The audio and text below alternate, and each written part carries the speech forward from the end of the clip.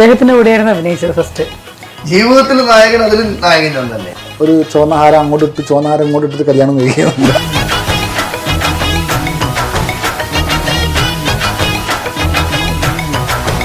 മില്ലേനിയസിലാണ് millennium start ചെയ്തത്, അതായത് 2000-ല്. അപ്പൊ അന്നും ഇന്നും സജി മില്ലേനിയം ഒറ്റയ്ക്ക് വഴിവിട്ട് വന്നതാണ്. ഒറ്റക്കായിരുന്നു. പക്ഷെ എൻ്റെ കൂടെ തുണയായിട്ട് സ്റ്റാർട്ടിങ് മുതൽ എൻ്റെ കൂടെ ഉണ്ടായിരുന്ന ആളുകളുണ്ട്. ഇപ്പം ഷിബു എന്ന് പറയുന്നത് നമ്മളെ കൂടെ അന്നും ഇന്നും എൻ്റെ ഒരു വലം കൈയായിട്ട് നിൽക്കുന്ന ഒരാളുണ്ട്, അന്നുണ്ട്. പിന്നെ അഭിലാഷ് എന്ന് പറയുന്ന ഒരു കൊല്ലം കൊണ്ട് തന്നെ എൻ്റെ അന്ന് വന്നിട്ടുള്ള ഒരാളാണ് അഭിലാഷ്. മാനേജറായിട്ട് പുള്ളി കൂടെ ഉണ്ട്. പിന്നെ അങ്ങനെ പല പേരും, ബാബു എന്നൊക്കെ പറഞ്ഞ് പല ആളുകളും എൻ്റെ കൂടെ 25-ാമത്തെ വർഷമാവുന്നു. 24-23 വർഷമായിട്ടുള്ള ആളുകളുണ്ട്. സാധാരണ ചിലവർ ജോലി ചെയ്യും, 5 മാസം കൊണ്ട് പോകും, 6 മാസം കൊണ്ട് ഇറങ്ങും. ഇവിടെ ആളുകൾ അത്രമേൽ പിടിച്ചു നിൽക്കാനുള്ള കാരണം എന്തുവാ? എല്ലാവരും അല്ലേ ബുദ്ധി കൊണ്ടാണ്, തല കൊണ്ടാണ് ബിസിനസ് ചെയ്യുന്നത്. ഞാൻ എൻ്റെ ഹൃദയം കൊണ്ടാണ് ചെയ്യുന്നത്. അതുകൊണ്ടാണ് ഇത്ര സ്റ്റാഫുകൾ നിലനിൽക്കുന്നത്. ഇവര് സ്റ്റാഫായിട്ടല്ല, എല്ലാവരും ഒരു കുടുംബം പോലെയല്ല. കൂടെ നിന്നിട്ട് പറ്റിച്ച ആളുകളുണ്ട്. ചില പറ്റിക്കലുകൾ നമുക്ക് ഒരിക്കലും ആക്സെപ്റ്റ് ചെയ്യണം. അതായത് നമ്മുടെ കൂടെ ഫുൾ ടൈം നടക്കുന്ന ആൾ.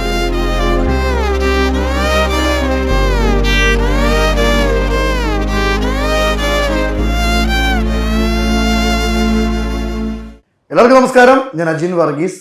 മില്ലേനിയം ഓഡിയോസിന് ഒരു കപ്പിത്താനുണ്ട്. ആക്ടർ, ഡയറക്ടർ, പ്രൊഡ്യൂസർ എന്നീ മേഖലകളിൽ തൻ്റെതായ വ്യക്തിമുദ്ര പതിപ്പിക്കുകയും കാലഘട്ടങ്ങൾ എത്ര പിന്നിട്ടാലും താൻ സമ്മാനിച്ച പാട്ടുകൾ ഇന്നും ആളുകൾക്കേറെ ഇഷ്ടമാണ്. എന്തോ ഇഷ്ടമാണ് ഈ വ്യക്തി എല്ലാവർക്കും. കാലഘട്ടങ്ങൾ പിന്നിടുമ്പോൾ തന്നെ നമ്മൾ ശ്രദ്ധിക്കേണ്ട ഒരു കാര്യം, ഒരുപാട് പാട്ടുകൾ നമുക്കേറെ സമ്മാനിച്ച ഒരു വ്യക്തി കൂടിയാണ് സജി മില്ലേനിയം. നമസ്കാരം. നമസ്കാരം. എന്നാ ഉണ്ട് വിശേഷം? ഈ സാറിനെ നമ്മൾ കാണുന്ന സമയത്തെ ഈ ഗൗരവമാണോ മുഖത്തുള്ളത്? അത് പൊതുവായൊരു മുദ്രയാണ്. നമ്മൾ ഈ പ്രൊഡ്യൂസർ, ആക്ടർ എന്നീ പറഞ്ഞതിൻ്റെ അകത്ത് മുദ്ര പതിപ്പിച്ചതുപോലെ തന്നെ ഈ ചിരിയില്ലായ്മ ഒരു മുദ്രയാണ്. ചിരി റേഷനാ. അങ്ങനെ അങ്ങോട്ട് വരുന്നൊരു സാധനമില്ല, വല്ലപ്പോഴേ വരത്തുള്ളൂ. ആ വരുന്നതിൽ നല്ല സന്തോഷമായിരിക്കും. സാറേ, സജി മില്ലേനിയം എന്ന പേരാണ് ഇപ്പോൾ ആളുകൾക്കെല്ലാം അറിയാവുന്നത്. സജി എന്ന പേരിൽ ജീവിതം തുടങ്ങി. ഈ മില്ലേനിയത്തിൽ വരുന്നത് എങ്ങനെയായിരുന്നു?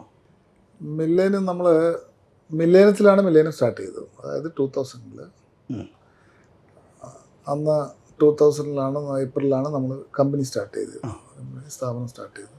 അപ്പം അന്നൊരു പേര് സജസ്റ്റ് ചെയ്യാനില്ലാത്തത് കൊണ്ട് തൽക്കാലം ഉപയോഗിച്ചൊരു പേരാണ് മില്ലേനിയം എന്നുള്ളത്. പിന്നീട് അതൊരു ബ്രാൻഡ് നെയിമായിട്ട് വന്നപ്പം പിന്നെ എന്നെ അറിയാൻ വേണ്ടിയിട്ട് എല്ലാവരും പറയും, ആ സജി ഇല്ലേ, നമ്മൾ മില്ലേനിയം, സജി മില്ലേനിയം പറയാം. അങ്ങനെ സജി മില്ലേനിയം, അങ്ങനെയാണ് സജി മില്ലേനിയത്തിന് പേര് വന്നു. ഇപ്പം പറഞ്ഞു പ്രോപ്പറായിട്ട് പേര് യൂസ് ചെയ്തതല്ല മില്ലേനിയം അല്ലേ? അല്ല, ജസ്റ്റ് വെക്കുന്നു, പിന്നെ നല്ലൊരു പേര് കിട്ടും, മാറ്റുന്നു. പക്ഷെ ഇന്ന് ലോകം മുഴുവൻ അറിയാവുന്നത് ഒറ്റ പേരില്ല, സജി മില്ലേനിയം അല്ലേ? അതെ. അപ്പോൾ നമ്മളിപ്പം ഒരുപാട് സ്റ്റാഫുകൾ നമ്മുടെ കമ്പനിയിലുണ്ട്. എനിക്കേറെ സന്തോഷം. ഞാനും ജോലി ചെയ്യുന്നൊരു സ്ഥാപനം, എൻ്റെ മുതലാളിയും മേഡമാണ് എൻ്റെ മുന്നിലിരിക്കുന്നത്. അവരെ ഇൻ്റർവ്യൂ എടുക്കാൻ പറ്റിയതിലും എനിക്കേറെ സന്തോഷം. ഇപ്പം നമ്മൾ പഠനകാലത്തൊക്കെ നമ്മൾ പറയുമായിരുന്നല്ലോ, എനിക്ക് പൈലറ്റ് ആവണം, എനിക്ക് ഡോക്ടർ ആവണം. ശരിക്കും ഒരു ബിസിനസ്സുകാരനാകണമെന്നായിരുന്നു ആഗ്രഹം? അല്ല, എത്തിപ്പെട്ടതാണ്. എത്തപ്പെടുന്നുള്ള വരം എങ്ങനെയായിരുന്നു? അല്ല, പ്രത്യേകിച്ചൊന്നുമില്ല. നമ്മൾ ആ സമയത്ത് ഒരു കാസറ്റ് ഇറക്കുക എന്നുള്ളതായിരുന്നു ആ സമയത്തുള്ളൊരു നിയോഗം. അപ്പോൾ ഒരു കാസറ്റ് ഇറക്കി, ഭാഗ്യവശാൽ അത് സൂപ്പർ ഹിറ്റായി മാറി. ഫസ്റ്റ് ആദ്യം ഇറക്കിയത് തന്നെ, പിന്നെ അതിലങ്ങ് തുടർന്നു എന്ന് മാത്രം. ഒരുപാട് മാപ്പിളപ്പാട്ടുകൾ നമുക്കേറെ സമ്മാനിച്ചിട്ടുണ്ട്. ഞാൻ ആദ്യം ഇൻ്റർവ്യൂ സൂചിപ്പിച്ച പോലെ കാലഘട്ടങ്ങൾ പിന്നിട്ടാലും ആ പാട്ടുകൾ തരുന്നൊരു സ്നേഹം ഇന്നും ആളുകളുടെ മനസ്സിലുണ്ട്. ഈ ഒരു മാപ്പിളപ്പാട്ടിലോട്ട് വരാൻ കാരണം എന്താണ്? അതോടൊപ്പം മാപ്പിളപ്പാട്ടിൻ്റെ രാജകുമാരനെ വിശേഷിപ്പിക്കാൻ കാരണം എന്താണ്? മാപ്പിളപ്പാട്ടിൻ്റെ രാജകുമാരൻ ആരും വിശേഷിപ്പിക്കുന്നുണ്ടോയെന്ന് എനിക്കറിയില്ല, ഒന്നാമത്തെ കാര്യം. രണ്ട്, നമ്മൾ ഓൾറെഡി മലബാറിലാണല്ലോ. അപ്പോൾ ആ സമയത്ത് നമ്മുടെ ആദ്യത്തെ പ്രൊഡക്റ്റൊന്നും മാപ്പിളപ്പാട്ടായിരുന്നില്ല കേട്ടോ. ആദ്യം ഇറങ്ങിയതൊക്കെ ലൈവ് പ്രോഗ്രാം ആയിരുന്നു. പിന്നീട് കൂടുതൽ ആളുകൾ നമ്മളെ സമീപിച്ചത് മാപ്പിളപ്പാട്ടിൻ്റെ മാർക്കറ്റിംഗ് കാര്യങ്ങളായിട്ടായിരുന്നു ആദ്യ ആളുകൾ കൂടുതൽ സമീപിച്ചത്. സ്വാഭാവികമായിട്ടും നമുക്ക് ചുറ്റുമുള്ളവരും മാപ്പിളപ്പാട്ട് ഗായകരും മറ്റ് മാപ്പിളപ്പാട്ടുകൾ ചെയ്യുന്ന ആളുകളായിട്ടും കൂടുതൽ കണക്ഷൻസ് നമുക്ക്. അപ്പോൾ സ്വാഭാവികമായിട്ടും നമ്മൾ മാപ്പിളപ്പാട്ടിലേക്ക് വന്നു. കൂടുതൽ കാര്യങ്ങൾ മാപ്പിളപ്പാട്ടിലൂടെ പിന്നെ നമ്മൾ ചെയ്തപ്പം ഉണ്ടായ വിജയങ്ങൾ, കാരണം കുറച്ചുകൂടി റീച്ചും കാര്യങ്ങളും നമുക്ക് അതിലാണ് കിട്ടിയിരുന്നത്. ഇപ്പോൾ ഞാൻ ഹിന്ദു ഡിവോഷൻ ചെയ്തിട്ടുണ്ട്, ക്രിസ്ത്യൻ ഡിവോഷൻ ചെയ്തിട്ടുണ്ട്. പക്ഷെ അതിനേക്കാളൊക്കെ എനിക്ക് റീച്ച് കിട്ടുന്നത് മാപ്പിളപ്പാട്ടിലായിരുന്നു. കൂടുതൽ അറിവും അതിനെക്കുറിച്ചാണ്.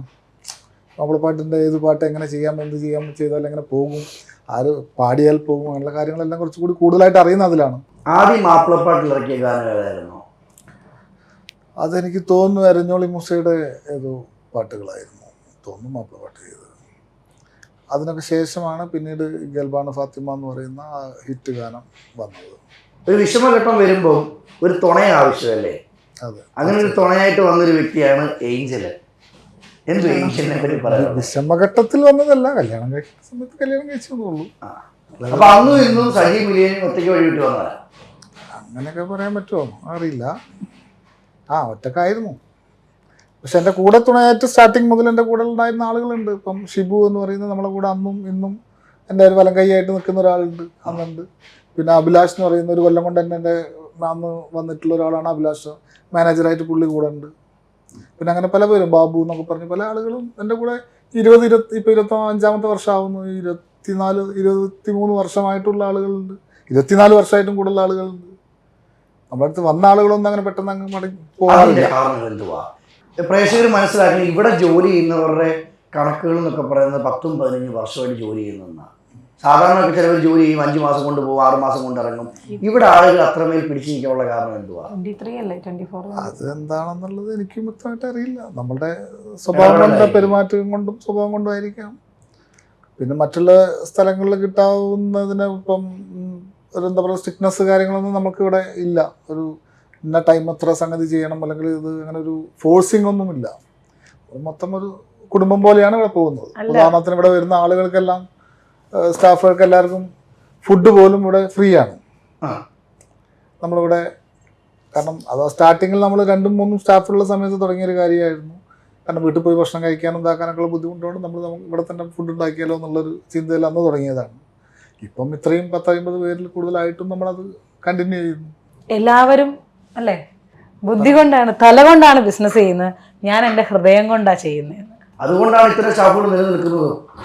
ഇവര് സ്റ്റാഫായിട്ടല്ല, എല്ലാവരോടും ഒരു കുടുംബം പോലെയല്ല. സ്റ്റാർട്ടിങ് 3 ആയിരുന്നു, ഈ എത്രയിലോട്ട് മാറി? സ്റ്റാർട്ടിങ് 1 ആയിരുന്നു, പിന്നെ 3 ആയി. ഇന്നിപ്പോ 19 പേരിൽ കൂടുതലുണ്ട് ഇവിടെ. 50 പേരെ നോക്കുന്നുണ്ട്. ഇതൊന്നും അല്ലാത്തൊരു കഥ ഏഞ്ചലിന് അറിയാം. അതൊന്നും നമ്മളോട് പങ്കുവെക്കാമോ? മൂപ്പരാണോ? മൂപ്പര് എന്നോട് പറഞ്ഞത് ആദ്യത്തെ പാട്ട് അല്ലേ, ജയന്റെ പാട്ട് ഇറങ്ങുമ്പോൾ ഒരുപാട് ബുദ്ധിമുട്ടുണ്ടായിരുന്നു. അന്ന് എനിക്ക് തോന്നുന്നു ആ കാലഘട്ടത്തിൽ ആരും ഇല്ലല്ലോ ഹെൽപ്പ് ചെയ്യാൻ. അവരെ ഫാമിലിയിൽ അങ്ങനെ ആരും ഉണ്ടാവില്ല. അമ്മ ടീച്ചറാണ്, അച്ഛനൊരു പാർട്ടി ബേസ് ചെയ്ത് പത്രത്തിൽ വർക്ക് ചെയ്യുന്നു, പിന്നെ സിസ്റ്റർ ഉണ്ട്, അവർ വേറെ ഫാമിലി നിൽക്കുന്നു. വേറെ ആരും ഇല്ലല്ലോ, ആ ഒരു കലാമേഖലയിൽ ആരും ഉണ്ടെന്ന് ഇല്ല. ആ സമയത്ത് ഇങ്ങനെ ഒരു സാധനം പുറത്തേക്ക് വരിക എന്നുള്ളൊരു പാട്ട്, ജയന്റെ പാട്ടുകൾ വരിക എന്നുള്ളൊരു ക്രൈസിസ് ആയിരുന്നു. അപ്പോൾ അതിൻ്റെ ബാക്കി കുറച്ചുകൂടി നന്നായിട്ട് പറഞ്ഞാൽ അവിടെ പറയുമായിരിക്കും കുറച്ചുകൂടി. അല്ല, അത് ആ സമയത്ത് നമ്മൾ കേരളത്തിൽ ആക്ച്വലി ജയൻ തരംഗം, ജയനെ ആരും ഓർമ്മിക്കുന്നുണ്ടായിരുന്നില്ല ഈ 2000 കാലഘട്ടത്തിൽ. അപ്പോൾ പക്ഷെ ഞാൻ ജയൻ്റെ ഒരു ആരാധകനായിരുന്നു. അപ്പം അതുകൊണ്ട് തന്നെ ഞാൻ ഇറക്കുന്ന കാസറ്റിൽ ജയൻ്റെ ഒരു ഫോട്ടോ വെച്ചിട്ട് ഇറക്കണം എന്ന് എനിക്ക് വലിയ ആഗ്രഹം. ഞാനന്ന് എല്ലാ കടകളിലും കാര്യങ്ങളിലെല്ലാം അന്ന് വീഡിയോ കാസറ്റൊക്കെ ഇറങ്ങുന്ന കടകളിലൊക്കെ പോയി നോക്കിയിട്ട് നല്ലൊരു ഫോട്ടോ എടുത്ത് ചെയ്യാൻ വേണ്ടിയിട്ട്, ഫോട്ടോ വെക്കാൻ വേണ്ടിയിട്ട്. അപ്പം നമ്മുടെ ഡിസ്ട്രിബ്യൂഷൻ ഓഫീസ് ഉണ്ടായിരുന്നു സിനിമകൾ ചെയ്യുന്നത്. അപ്പോൾ അവിടെ കയറി ചോദിച്ചപ്പോൾ അവർ ഒരു കമ്പനികൾ, ഇന്ന് ജയൻ്റെ പടം ചെയ്ത ഒരു ഡിസ്ട്രിബ്യൂഷൻ കമ്പനികൾ പറഞ്ഞു തരും. അവിടെയൊക്കെ പോയി നോക്കും, എവിടുന്നും ഒരു ഫോട്ടോ നമുക്ക് പറ്റുന്ന കിട്ടുന്നില്ല, ക്വാളിറ്റി ഉള്ളൊരു ഫോട്ടോ. അപ്പം ജയൻ ഒരു ഏറെക്കുറെ മറന്ന അവസ്ഥയിലായിരുന്നു ആ സമയത്ത്. പിന്നീട് അവരൊരു ജയൻ്റെ പടം പോലും അവർ ചെയ്തിട്ടില്ല. പക്ഷെ അതേ സ്ഥലത്ത് നിന്ന് അവസാനം നിരാശനായിട്ട് ഞാൻ ഇറങ്ങി പോകുമ്പോൾ നിലത്ത് കിടക്കുന്ന ഒരു റീല് കിട്ടി. ഈ റീലെടുത്ത് കണ്ട് ഞാൻ നോക്കിയിട്ട് സ്റ്റെപ്പ് ഇറങ്ങി പോവുകയാണ്. സ്റ്റെപ്പ് ഇറങ്ങി പോകുമ്പോൾ എനിക്ക് തോന്നിയിട്ട് ജയനാണല്ലോ ഈ റീലിലുള്ളത് എന്ന് തോന്നി.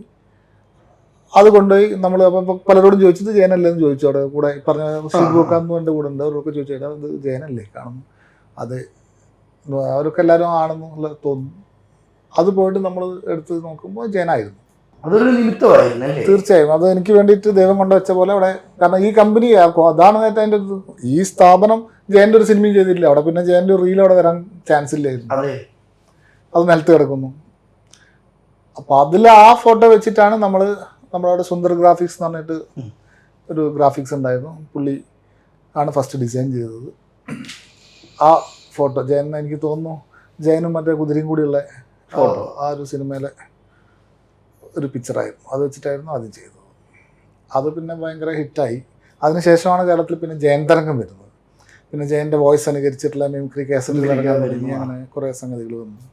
ഇപ്പോൾ ഒരു ബിസിനസ്സുകാരനായിട്ട് മാറിയ സമയത്ത് ഒരുപാട് ഉയർച്ചകളും ഉണ്ടാവും, തകർച്ചകളും ഉണ്ടാവും. ഞാൻ കേട്ട അല്ലെങ്കിൽ സാറിനെ പറ്റി പഠിച്ചപ്പോൾ എനിക്ക് തോന്നിയൊരു കാര്യം, എത്ര പ്രശ്നങ്ങൾ വന്നാലും അതിനെ ഹാൻഡിൽ ചെയ്യാൻ പറ്റുന്നുണ്ട്. അങ്ങനെ ചെയ്യാത്തവരൊന്നും ബിസിനസ്സിൽ നിലനിൽക്കാൻ പറ്റത്തില്ലെന്നാണോ പറയുന്നത്? അങ്ങനെയല്ല, ഞാൻ കുറച്ച് ദൈവവിശ്വാസം കൂടുതലുള്ള ഒരാളാണ്. ഏതെങ്കിലും ഒരു സാഹചര്യത്തിൽ, ഇപ്പോൾ നേരത്തെ പറഞ്ഞ റേഞ്ചിലും പറഞ്ഞു, ഇപ്പം നമ്മളിപ്പോൾ ഒരു സഹായത്തിന് ഒരു 10 ലക്ഷം രൂപ വേണം. ചോദിച്ചാൽ കിട്ടാവുന്ന ബന്ധുക്കളോ സുഹൃത്തുക്കളോ എനിക്കില്ല ഇപ്പോഴും. അപ്പം നമുക്ക് സഹായത്തിനുള്ളത് അന്നും ഇന്നും ദൈവം എന്ന് പറയുന്ന ആളാണ്. ഒരു സാഹചര്യം വരുമ്പോൾ നമുക്ക് പറയാനോ അയാളോടെ ഉള്ളൂ, അദ്ദേഹത്തോടെ പറയുന്നു. തീർച്ചയായും. അപ്പം അങ്ങനത്തെ ഒരു പ്രതിസന്ധി ഘട്ടം വരുമ്പം ഞാൻ അവിടെ പറയുമ്പം അത് ഏതെങ്കിലും തരത്തിൽ എനിക്ക് സോൾവായി വരും. അപ്പം എല്ലാം പ്രതിസന്ധി തന്നെയാണ്. കാരണം നമ്മൾ കാസറ്റിലാണ് തുടങ്ങിയത്. കാസറ്റ് തകർന്നു തുടങ്ങിയപ്പോൾ ഞങ്ങൾ ആലോചിച്ച്, അയ്യോ ഇനി എങ്ങനെ ജീവിക്കും? CD വന്നു, CD MP3 ആയി. അതും കഴിഞ്ഞു കാലഘട്ടം, അതെല്ലാ കടകളും പൊട്ടിക്കഴിയുമ്പോൾ നമ്മൾ ആലോചിച്ചു, അയ്യോ ഇനി എങ്ങനെ ഞങ്ങൾ ജീവിക്കും? കാരണം ഇത്രയും ആളുകൾക്ക് ജോലിക്കാരായി, അവർക്കൊക്കെ ജോലി വേണം, ജീവിക്കണം, എന്ത് ചെയ്യും? ഡിജിറ്റൽ ബിസിനസ്സിലേക്ക് മാറി, പുതിയ സംഗതി വന്നു.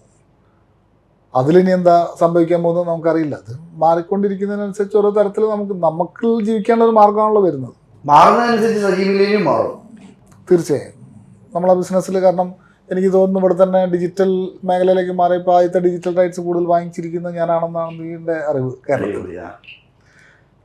കാരണം അത് വരുന്നു.